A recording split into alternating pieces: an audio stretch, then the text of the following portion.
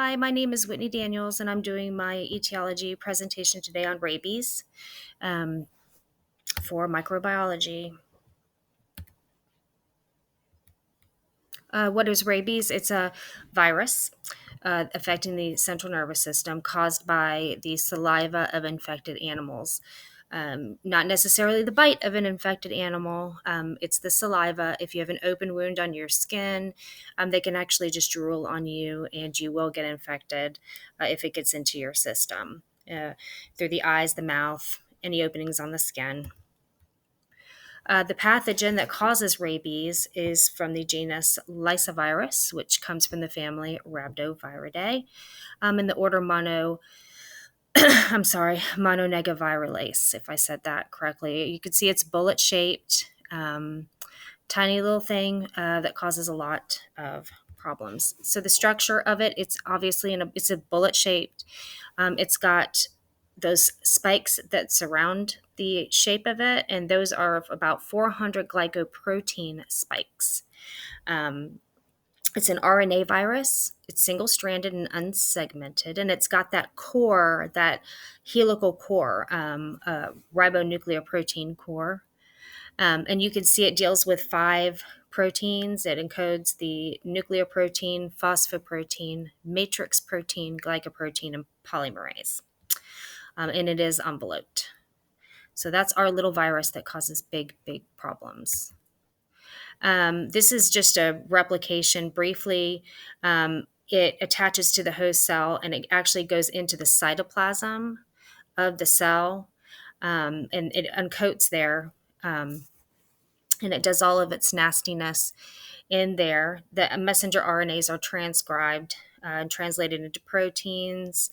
And all this happens in the endoplasmic reticulum and the Golgi apparatus on those free ribosomes. So, and then it begins its fast replication. Once it gets in there, it starts taking a ride on the peripheral nervous system towards the central nervous system. And it's a long ride. I was surprised. It does not happen overnight. It's actually a slow moving virus. I'm sorry, it can incubate 30 to 50 days, which, sounds great that there's a lot of time, but there's a lot of time in there that you don't have any symptoms. So you don't want the symptoms to start. Once it's in there, in the peripheral nervous system, making its way up, the immune system will not be triggered. It will be triggered once it reaches the central nervous system, but by then it's a little bit too late. it's not a very good response at that point. There's really nothing that can be done. Excuse me. These are just some pictures of animals that are infected in the paths that it takes in a raccoon. As you can see, that number 4 on the raccoon, it incubates for 3 to 12 weeks in this raccoon. It has no signs of the illness. It's only when it reaches the brain, and all of a sudden it multiplies rapidly and everything starts to happen, and it starts to show signs. And then it'll die within 7 days. There are 5 stages of the virus: incubation, the prodrome phase, acute neurologic coma, and death or recovery. Those are the 5 stages. Within there, the person will be agitated with periods of calmness, which we've seen. That's kind of the typical movie idea of what you think of: the spasms, the foaming mouth. And they actually get scared of water. People get scared of water, they said. I guess it's because they can't swallow. And so they get this horrible fear of water, which panics them. And then ultimately, you'll get encephalitis.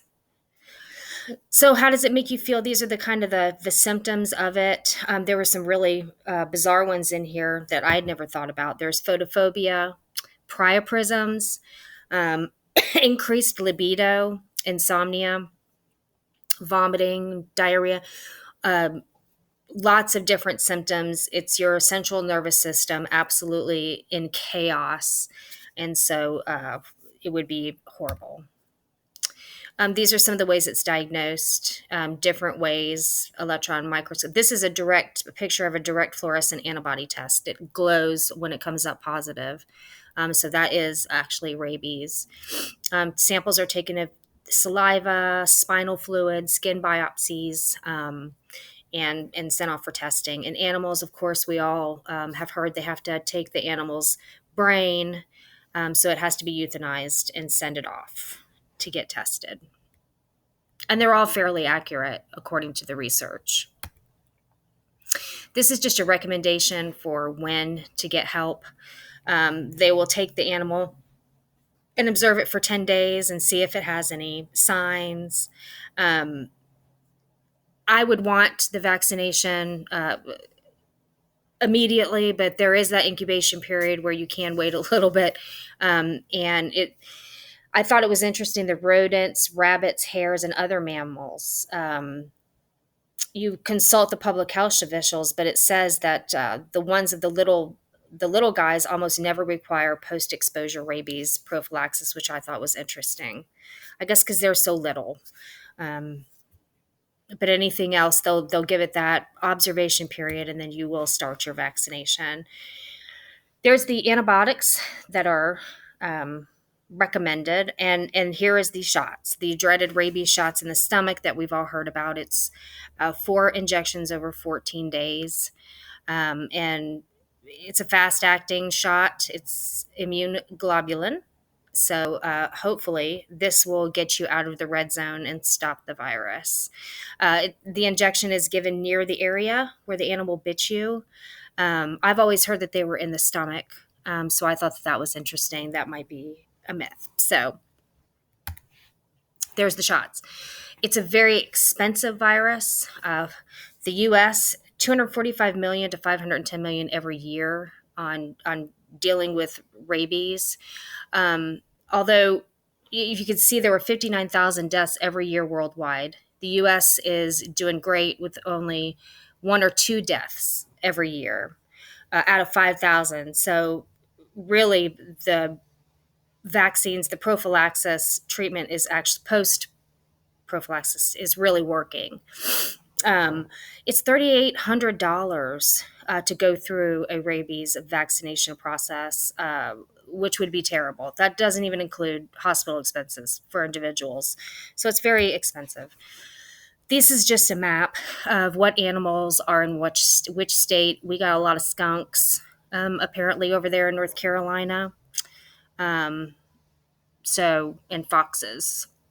So fox and skunk. We don't have any mongooses that I see, but we got those.